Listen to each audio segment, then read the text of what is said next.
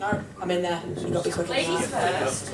I know you can hear me, but my voice is a little bit prepubescent. Oh, really? Yeah, Oh, what? really? Yeah, shut up, alright? I'm talking. No, I'm you try and talking. whisper off. Hashtag. Right, manage events needed a con. I'm not sure we're all we might end up overlapping here, because yeah. Parties, gotta have some parties. I'm not a massive party goer. Shenny's like, no, parties, shit, DJs, shit, yeah, whatever.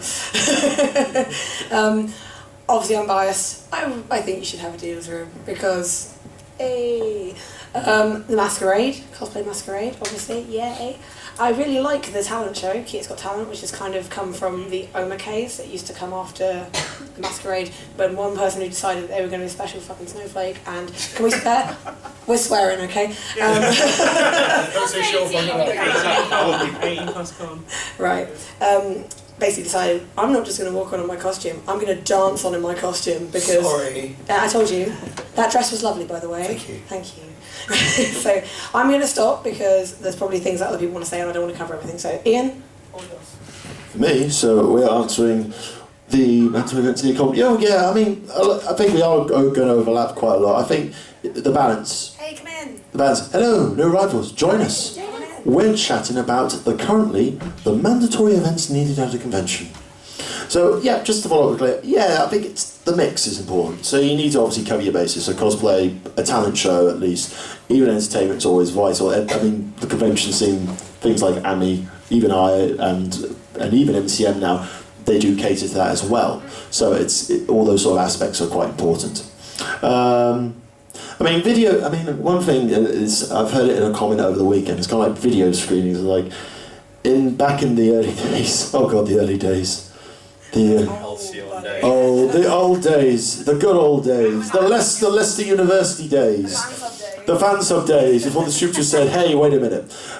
Well, yeah, back then, it's like video screens were very popular, so you get to see weird, wonderful things like Hercule Poirot, the anime version. It does exist. Yeah, that's good. Why aren't we showing it? Because it hasn't been licensed yet. It's not just Poirot, it's Poirot and Miss Marple teaming up. Young. With a pet duck called Oliver. Each of them has a pet as well. So you have double plushie, double the detective effect. Yeah, I mean, but with the video screenings, it has sort of teased out. So for this convention, for example, we've tried to change up with some movies as well. So, shut up, phone. So yeah, I think the balance needs to be right. You need to have those sort of essential ones. And I think that's always a challenge for any convention, is just try and bring something new event-wise. So we got Kitacon started off with Build a Mech. It's now had things like Speed Cosplay, which was very popular this morning. And lip sync battles fairly new as well. So the shifts, it changes. It changes from now and then. Following the trend. Following the I would trend. say people are fickle shits, but that's the same. What do you? Oh, you know. You always say that. What do you chaps think? Well, because you've covered everything I was going to say, I'm going to be the boring one that says registrations. Oh god. I think we're going to cut that next Yeah. But I don't know, there are practical elements to it, and the advantage of not being committee but being friends of committee and seeing the friends. Begrudgingly. I get to enjoy the convention and not have to, suffer when things go wrong or practical. My Cuban cigar habit has to stop. Just, but yeah, there's. Cuba wants them back. Yeah, Obama wants them now. Yeah, exactly. But yeah, there's a lot of you don't appreciate the pragmatic events which actually need to run to fulfill, make everything else happen. So. A lot of admin. And triplicate paperwork. But yeah. My boring answer. I'm gonna break with what we've been saying here. There's been a lot of discussion for the last year or two amongst various people we know in geek circles about whether conventions are still relevant, as to what is the point of them. And no, I think it's relevant. If you're going to talk about mandatory events, you actually need to talk about why people come to an event. And actually, when it comes down to it, I think the most important part of any convention is actually the attendees. The attendees are why you run the event, and it doesn't matter, within that, it actually doesn't matter what you do. You can change it up, change it down, go fashionable, go unfashionable, go retro, it doesn't matter, as long as your attendees are actually happy to come along and enjoy themselves. And I think really that's the core to it. As long as you're appealing to everyone who wants to buy a ticket, then that's great, you know. And Kitacon's got such a loyal following, such an absolutely loyal following. The fact that you sell out every year faster and faster, you know, I mean, not even 40 minutes this year, you know? It was 34. 34, exactly. Wow. 34 minutes and still people wanted to come after that. And we didn't even have all the final lineup of events. And that's the point I'm trying to make. It's like they don't even know. It's like, no, we just want to come. We just want to be there. Is that not just kind of dumb? No, I think actually that's the point. I think actually that's the entire point, because once upon a time you would have had to do, you know, you'd have to sit with your mum and dad or whoever in Butlins, you know, waiting. Yeah, there you go. Some people still do, waiting for something decent to happen, and before the advent of mobiles, you couldn't actually do your own thing. Although we thank God we have Walkmans, but you know, the point about events like this is it's for all of us who don't want to be stuck at those bloody holiday events with people who aren't going to do what we want to do. We're here with other people that want to. Answered the second question then. Well, I'd like to think so.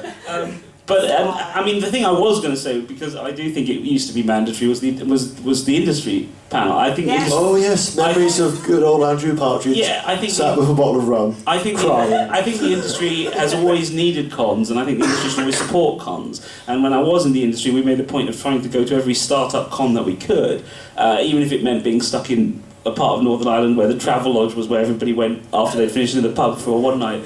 And yes, that is how we met, exactly. And not in the way he just suggested. Why was I not told about that? Because we weren't going out at the time. Yes, we were. That was the year before. But anyway, no, but I do. But actually, the reason I changed my answer is because you know the industry is also fickle. It's as fickle as its own clientele, and actually the real important part is the people themselves. That's what I think. Just making a little for a lot of people, this is their only chance to actually socialise and like engage, like peer to peer, as opposed to just online, which has been an amazing revolution for people like us over the last 5 years anyway. Yeah. But no, you're facilitating. Wait, people exist? Yes, they did. Oh my God! Well, no, the Facebook revolution has been phenomenal. It has its ups and downs, but this is like the kind of last opportunity for that kind of in real life. Yeah. So. Shenny. I think I'm just going to reiterate everything that's already been said, because like if you're looking for things that an event needs to happen at the event, then you've already covered most of the bases. The masquerade, dealers, there's the various ceremonies, and then there's some sort of entertainment. That's all you really need. There's I don't think anyone's actually covered the ceremonies though. Well, the things that people seem to think the ceremonies are kind of second nature in themselves, but they're kind of like, you need it to officially open an event. Yeah. Make the announcements, any last minute changes. People should attend them, despite the fact I remember being in an AME one for like 3 hours. Yeah. I mean, just to touch on, say, the opening ceremony, being certain, from our point of view, as someone involved in the Kitacon. Were you involved? Well, obviously.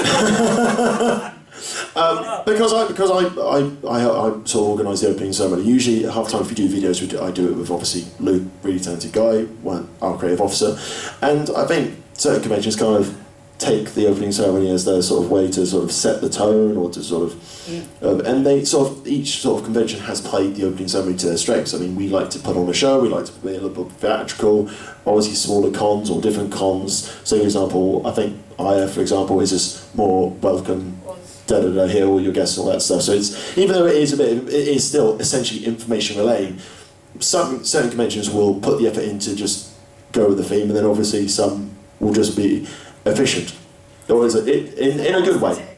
In a good way, a box to tick, just to make sure everyone's in. So that's it.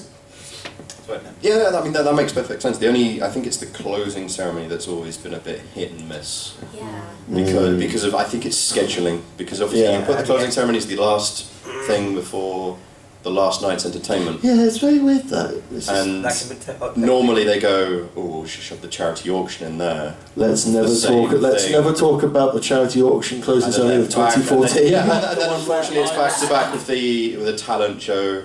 So you are sat potentially in a room for 4 hours. I was the first entrant on that talent show. And my timer reminded me of that dark time. I ran out of 3 litres of gin. For 4 hours. Well, you drank 3 litres of gin at that one? I did. Oh, good. Everyone was so keen to raise money for charity. Sadly, I was not in a position of authority at the time. But anyway, that's that topic over and done with. Hey, thank you. Right, so back. I think like it's it's kind of a tough one to think of a pro without sounding like an egotistical prick. Just do it. Do it. Just do it. Just do it. Not having to register. It's literally the best thing in the world. You jumping. Whoop, whoop, whoop, whoop. Yeah, so like I haven't registered for a con or paid for a con in about 7 years. They still want And that includes the MCMs at this point now.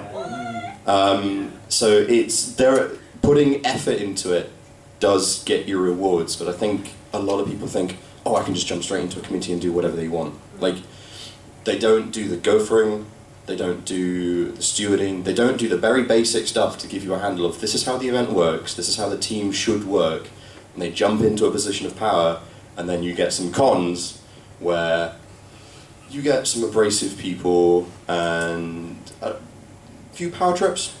Are you looking at me when you say that? Because you're always a problem.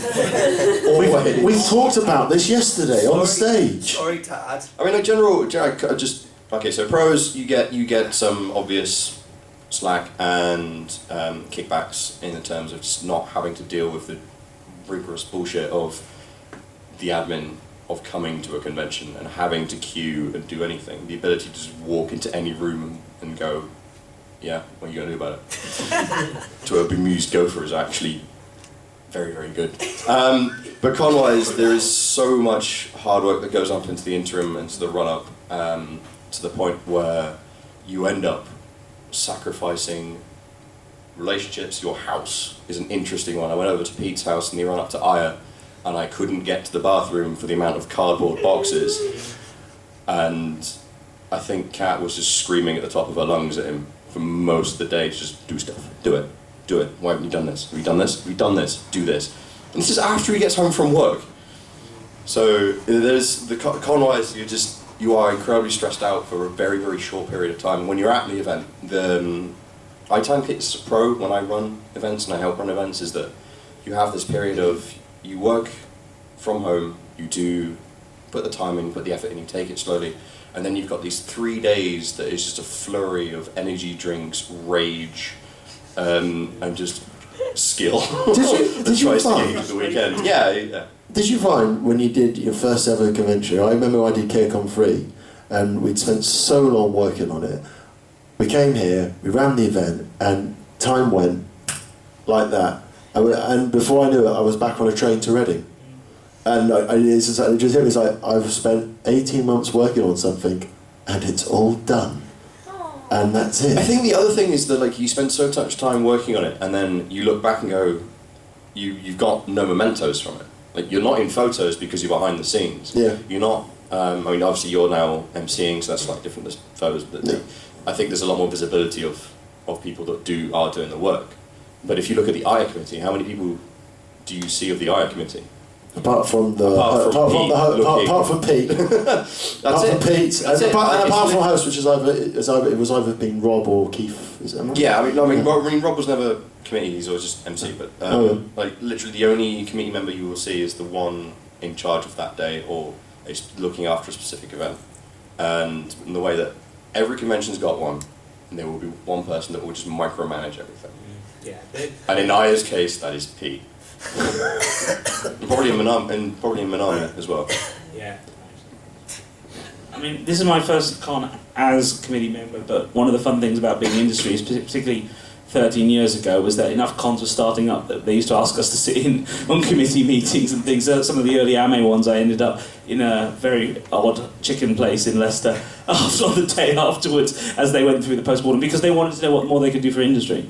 And so I've seen and the same thing happened with Expo in 05 when I did Expo for the first time in 03. It was frickin' awful and we never went back, and so for 2 years Brian and Paul kept knocking on the door of ADV going, can you come back, we're like, no, we made no money. And so in 05 they came and said, okay, we've talked to Manga, we've talked to MVM, we're talking to you, we want to create the anime village, and that. And I was like, well, you're going to need more than just telling us you're running a village. We need to be involved with the organisation from the ground up. So I've seen, what you're talking about, that effect of how it works. Although I've not had to be responsible for it, I've tended to benefit from it. But also, you can argue that as a dealer, you're doing con organisation in miniature. because even though it's just your table and your stock, you're there early, you're doing setup, you're trying to keep it running throughout the day, make sure everyone is watered and fed, make sure there's enough people manning things. So you get the experience in miniature, and also you never see yourself, as you say. You do all this hard work, build up, do it, it's done. As Iain says, it's over quickly. And I think really, whether those are pros or cons actually depends on where you stand on these things. Because right now, after 13 years of conventions, I can't do them as a normal punter anymore. I just can't. I tried a couple of years ago at MCM, and I freaking hated it. The queuing was awful. Yeah, the queuing's awful, but then there's nowhere to go or do anything because everything's so freaking busy, and you just... No, but that's one of my pros. Like, Well, no, exactly, because of the side you're on, it's different, And so from that point of view, I think committee-wise, being a major pro, as you say, is being actively involved, getting to skip a lot of the hassle that ordinary people have to go through to enjoy themselves. But then, as you guys have all said, the con is you don't enjoy yourself half as much because you are freaking busy all the time. And yeah, you do turn around at the end and go, oh my god, what happened? But then when you've done certain jobs, if DJing at night or events management, or even for Christ's sake for teaching, first 2 years of teaching, I don't think any week went past without you going, wait a minute, that's a week, it's gone, what happened? Because again, all that setup, all that organisation, rush through it, come out the other end, I think in the end you have to make the pros have to be the things you get out of it for yourself, and as you also said, for some people ego is part of that. For me, it's never been part of it because I'm just not interested in what other people think about me in that context. So frankly, what I want is for the event to run well, which is why doing the night shift last night was actually really interesting, because you saw just how much care the committee show. Joking aside, the care they show for the people attending it is immense. There was genuine concern, genuine worry, and that's not a con. I think that's a pro in terms of being a committee. If you're a people person, then there's a lot to enjoy in running a committee. So I'm in a bit of a grey area because obviously I'm not committee, but I'm kind of I'm just grey, I'm in grey. Well, that's the thing. I'm in a privileged position where you describe me as Kitacon's friend, who has also been banned by 2/3 of the I've committee. been banned by 2/3 of the committee over Facebook for making the same terrible joke. Four strikes, you're now no longer existing. Just disappear. If we could do a fade wipe of that, just knock me off. But the advantage is, I mainly have pros because I get similar advantages. I've got a staff badge. I don't have to do any of the, That t-shirt. The t-shirt. Oh, do you want to see the shirt? This is my actual badge. That came from a dealer. That was actually a Christmas present from Genki Gear. As a joke, as a joke for years, I keep telling Genki Gear what terrible shirt designs they should do. Yeah, they love it when you do that. Well, I stopped because they found it funny. I'm good friends with them, but I stopped when they started showing me the actual requests people were sending them, and the real requests were worse than anything my imagination could come up with. The worst one, they had someone send in MS Paint a picture of a cat they'd drawn with the word catastrophe. And that's not the worst thing. They received a 3-page document explaining why it was funny.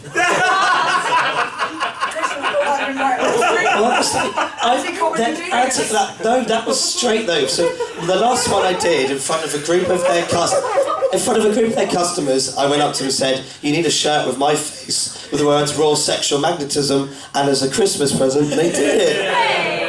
So yeah. Tab's got one too. Tab's got He's got one with him scowling, saying like intense. Well, Tab did that as a so we could be brothers. What is it? Intense emotional anguish or Yes. something? Is that or intense emotional. The multiple states of Christian Ireland. But the main point is, I'm in a very privileged position, and the advantage of being invited to these conventions as kind of like a performer, I get all the advantages. The only real con is I have the responsibility of entertaining people and being good on stage. And because although I play the sort of like that sort of dickhead character and whatnot, if people aren't laughing or smiling, then in my head it's the worst. It's just funeral march. Yeah, and it's like, but it's been going so well. I think people, I've thoroughly enjoyed myself, and it's very flattering. Like very I've seen flattering. everyone in this room laugh at least once, so that's great. Both at me and with me. Yeah. Holy duality. But no, that's how I would respond. Pros and cons. Right, okay. It was a long time getting here, so I've completely forgotten. Right, okay, I'm new to the committee, as you know. I'm very much a people person like Hugh, actually, so, and I'm not really into it for the ego either. So I think the best pro for me is I've been a dealer for a long time. Maybe not quite as long as Hugh's been doing it, but I've been doing it for about just under 10 years. Oh yeah. So when I was approached by Iain and Phil and asked if I would like to do this, I was like, yes! And then I thought about it and thought, I still think yes. And my husband was like, you're insane, I'm never going on a committee, you're a complete bag of frogs. And I said, you know what, I'm doing it, because there's, over the years, and Hugh, have you had your panel yet? No, mine's not. Right, Confessions of an Insider, right? Yeah. Hugh's going to give you all these stories of things that have gone horribly wrong. And as a dealer, you get to see this, and you're thinking, why is this so hard to do? And I was like, let's find out why it's so hard to do. And it turns out, actually, it's not that hard to do, people are just dicks. So... Can I just interject as a dealer? You're a dick. Well, no. We've had a weird experience this Kitacon because we've painted ourselves up for all the usual things that can go wrong. But you've been so efficient. Don't jinx it now, we've got half a day to fuck it up. Don't you? Yeah, that's right. Oh, let me counter it. You're a shit and no one likes you. Right, that's recalibrated my ego, that's great. So just silly little things like making sure everyone has enough room, making sure people know what's going on. It's stuff that I've been doing, and it's stuff that Iain's been doing on a bigger scale, and it's stuff that obviously V and Lozzie have been doing for the cosplay side. Everyone has to look after their little area, and they're all trying to do the best job they can, using all of their experience. And I think that's definitely a pro, because you look at something and you think, how can I make it better? And you have the ability to actually make it better. How often have you looked at something and thought, I could do that better? But you can actually do it better if you're on a committee. You think, I'm going to do this differently. And I've had dealers moan at me, they always moan at me, and I'll say, people could be whining their heads off. I'll be like, right, okay, I'll make a note of it, and I'll do everything I can to fix it. Sometimes you can't fix it. And you have, that's a con, actually, not being able to fix something that's wrong. Oh, you've changed mine. Oh. Go on, Shenny. Sometimes you shouldn't. Yeah. You're right, you're absolutely right. There are some times that I've dealt with dealers from MCM, and I look at them and I look at what they've just said to me and went, you're fucking idiots. I know. It was like, I love them really, don't watch this on YouTube. There was a store where they were like, okay, we've done our stand, it's fine. So they had all these cardboard boxes behind their stand, and there was actually a walkway behind it, and they had just thrown a black canvas over the entire thing, including a ladder that was underneath it. At which point, I watch one of the sound guys walk round unwittingly, go slap, bang, he takes half the stand with him. Oh, classic. And then there was glass smashing. And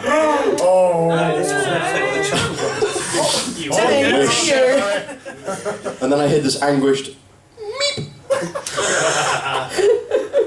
So I run round, find poor Dave under what I'm assuming is keyboards, because it was a gaming stand.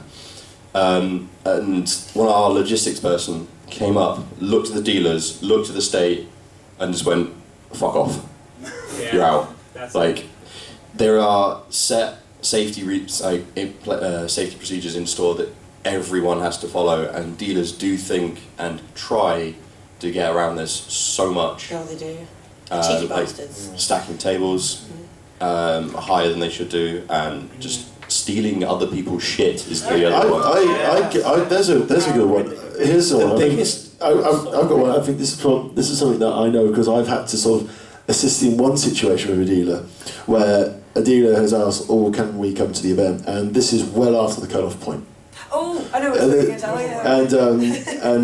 And we've politely and we would say, "Oh," and Claire has gone and said, "Oh, unfortunately." The standard email. The standard response is, "Thank you very much for your interest. Unfortunately, allocation is full and we no longer can accept applicants for the waiting list." And this particular dealer went, "Okay, can you give me your personal phone number so we can..." Not quite right. Okay, what it was, sorry. He jumped ahead a bit. What it was, basically the guy, he sold food, right? And we are not technically allowed to sell food in the dealer's room. Health and safety. Yeah, the hotel don't like us doing it. Tofu Q get away with it because it's all packaged, but he was making handmade food. So I didn't want. I made the mistake of going in first with, "Thanks very much. However, we're not allowed to sell food." If I'd said we're full, we may not have had this problem, because basically as soon as I said, "Sorry, the hotel doesn't like us doing it," he came back and he said, Oh, this person. "Don't worry, I'll give you a call on your personal phone number. We've had this problem before, we always find a loophole." And I was like, and I went to the committee like, guys, what do I do? And then essentially I think I drafted up the response of saying, unfortunately, we are not willing to negotiate With terrorists. with them. No, we're not willing. We do even, it's like, it's just basically because you have to stay on the terms with the venue. So even by remotely, thank you, shush. Even by remotely inviting the possibility that you are willing to bend the rules for them, you can't. if that gets out to the venue, if it gets out to other dealers, it reflects badly on us. It's really difficult because And that is a couple. this is a broader issue with health and safety, because I've worked in retail for quite a while. Safety. Well, safe. Safety.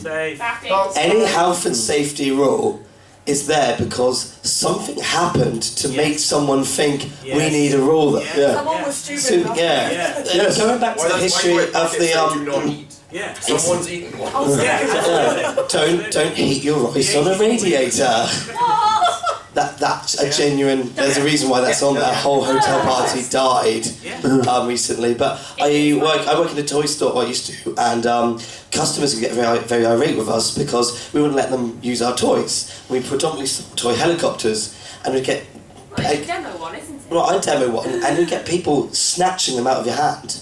All people of all ages saying, "No, it's my right to fly. I'm a customer. The customer's always right." I can't let you fly that. I hate that because phrase. Who agrees with the customer's always right? Never. Yeah. I will not let you fly this, sir, You don't have a because license. well, you don't have the insurance for it. Because if you hit this customer and this customer's child in the eye, And slice it in half. slice it like up, a drone we did. will have to pay £500,000 out. So half an eye. for half, yeah. Well, I like Well, it's different brackets for different But injuries. I like the Yeah. fact you tell them. I like the fact you tell them. Very honest with them. Part of the whole thing about, we've kind of reversed back onto the first question here, but part of the whole thing about pros and cons of being on a committee in terms of responsibility is how you explain things. And I think what we've been saying about dealers and what we're saying about health and safety is very true. Sometimes people will respond if you actually tell them. Yeah. He never actually came back, by the way. Also, Oh.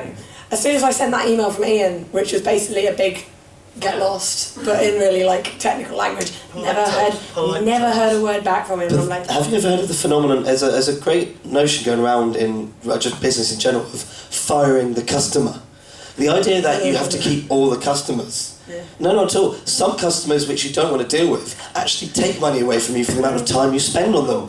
And so being honest and respectful and get to the point where you say, "I do not want your custom anymore, please leave," it's actually an advantage for a lot of businesses, and conventions should take that attitude with individuals or businesses you're affiliated with. we should probably wrap this up. Yes, I haven't actually given my answers to the pros and cons yet. Go for it. So no, I thought you went first. Sorry. No, I didn't. No, I did not. Well, yeah, pros and cons. I mean, yeah, the perk of not having to register and walk around the room is very nice. Gold card. I think one of the big the pros from my point of view. I mean, when I started at Carefree, I was just general dog's body when I started at Carefree. When are you getting from? That was before you got your insanity body. That was when I was just fairly. Oh, it's a nice person called Iain. Well done. Have a cookie.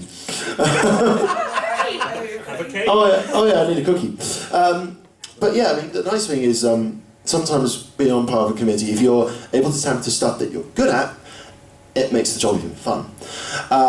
So eventually I started doing the videos. So Because you like pain. I like pain, but they started off very soft and gentle. So we did a parody of the Old Spice. Look at your man, now back to me. That's how they get That was done in an hour in one of the former Kitacon chairman's bathrooms. Green screen. No green screen. You went to Austria. No. That's the JCVD Calls Like the Kita 4 advert. Oh yeah, you're right. Yes, Sorry. yes, Apologies. which Pete slapped me for. With good reason. Yes. and then moving forward and getting more confident in the videos, because I went to university to do video production and media studies. So I've got a skill set which I'm not very much using there. So being able to do it with Kitacon has been an absolute massive pro. But obviously other things have come along their way, like the emceeing and the vice chairing, and it's part of it. It's nice to sort of people to be partially recognised. I mean, it's not. I'm not trying to make it sound like an egotistical. Do you have your own shirt? Yeah, I don't actually. I'm not trying to make it sound like an egotistical head trip thing. Oh no, here comes joke. But it's just. It's a nice approach to sort of. I am. You know. Are you play Psy on repeat? No, I play the Gundam style. It is a nice sort of sense of accomplishment that people recognise what you do for the convention or what you do to put on a weekend, and it's with every member of the committee. I always stand by the belief that a convention is run by the committee. There is no one unique individual, and everyone has their own strengths to contribute. So whether it be Claire of Dealers, Hugh of Press, Lozian on cosplay for parties, and as chairman, Gemma and Jess as hotel and Jess. Everyone brings their strength, and sometimes when people step down or people find out other people step down, you get comments like, "Oh my God, this convention is never going to be the same again." Why do you want to go back to how it used to be? Why it should go back to how it used to be? It's like so did it like this. it's like oh no, it's not a Kitacon anymore. And when I hear that sort of phrase, Hang on, the one thing that people seem to not remember is that there is only one person left from the 2009 Kitacon. yes, Exactly. and that is, I think, Luke. Yeah. Luke. So the whole committee over the 7. This is our 7th event, isn't it? Yeah. No, yeah, over our 7 events, the whole committee has changed. So apart from Luke, so we've had a series of chairmans. There's been 2 MCs. Dealers officers have changed. Gov officers have changed. A lot of things has changed. Hopefully not. No. You're staying. But and I think that's a slight. Oh no, that's It's a thing. It's a thing. But yeah. It's a truth. So yeah, where was I? Yeah, so it's just that nice sense of accomplishment as a pro, as a nice little pro that you're doing something good and entertaining. I think cons. Yeah, con is a con, but I think one of the main cons of it is basically if you know a lot of people in the community, and you are in a kind of high-profile position within a committee, sometimes you will get the odd request coming through. So it's like, oh, but you know me, and we're good friends. We're such special friends. Can you do this for me? It's like, that's the best thing about being your friend for the last couple of years. Being a friend for the last couple of years, I had no idea that you were the kid. Recently, I like, oh yeah, You're that Iain. it's Iain, okay. and it has got to. And it's got to a stage where I have put my foot down and I will not discuss any Kitacon business on my personal Facebook. Yeah. Because people friend me on Facebook just to ask me a generic Kitacon question. And that's sad. So it's like, oh, there are more hotel rooms left, or when are registration? It's like, Surely there's a general inquiry. there is, but Not easy. that's one con. The other con. And this is from my point of view. I mean, other people might find it just odd. It's sometimes when you know people and you start promoting your convention and you're putting into place everything that you want to do, and you think it's the best thing you can do for the con, and it's things like, again, your own personal Facebook, things like 4chan and stuff like that, and you see the salt and the negativity come through, and this is from people that you believe you get on well with, and you think, oh yeah, we're fine, and then you see people going for the juggler sometimes, or just looking for that drama. It's very easy, and the disassociation. thick skins are required, and sometimes, yes, it gets a little bit. It can knock you down. Know who your friends are. It can, and it does, and yeah, in a way, it does show who really does support you, who really does support you on this convention, or what you're doing for the convention, and who's just kind of posing, and that's me. But that's a view from me in a sense. I have one little tiny thing at the end. Because I'm new as well, a lot of people don't know I'm on the Kitacon committee on my Facebook, and there's like a little contingent of people who just hate Kitacon, and it's hilarious, right? And it's really funny because I think a lot of them don't know that I'm on the Kitacon committee. I'm not going to say anything, and I'm even less likely to say something to them now, do you know what I mean? Because I'm just sitting there like, going, guys, hey, Iain, hey, guess what they're saying? And it's just like, but why? I wish you had that experience, because people tell me I'm shit to my face. You are shit. Maybe you. You are shit. You're the shittest. But yeah, no, it's like, Iain's right, like, but I think it's, you sometimes have to have that bit of dissociation between the convention and yourself, like thinking, I think this is a good idea, as I'm going, no, it's shit. They don't think you're shit, they think the idea is shit, and it's subjective. So, This is what brand management is about. I mean, in essence, it's kind of like, as much as I spend a lot of my free time outside of work, as like everyone who's organised on the convention committee, or even with things like or MCM, I'm correct in thinking you're MCM as a job now. Yeah. But obviously in the past, as with I, for example, you do this in your spare time, and sometimes you do want to disconnect. And as much as I like talking about Kitacon, as much as I'm very proud of what I have done with Kitacon, sometimes going out on my free time, bumping into someone from the convention community, and randomly talking about something that I don't particularly want to talk about sometimes. And that happened at NXT. Yeah, we went to NXT, me and Christian went to, hint, we are wrestling fans. When did that happen? Oh, and we went to a live show, we bumped into a few people, and the first thing that came up was about back to the Kitacon, and obviously... I'm sorry, I didn't start laughing, just walked off. Yeah, yes. You're such a good friend. Yes. And what just came up was just some of the sort of like, oh, this silly thing happened about the Kitacon, and I'm just stood there just going, I'm here to have a night off and just so I've had the same. I've had on 3 separate occasions last year random events, people come up to me and talking about Tab Kimpton. I hate that guy. Just like his comics and stuff, not in random social events that aren't nerdy at all. Maybe they think you're a boyfriend. Yeah, but yeah, I'll wrap that bit up. But yeah, that's essentially it from a pro and con point of view. Next. You're not quite. Can we get back to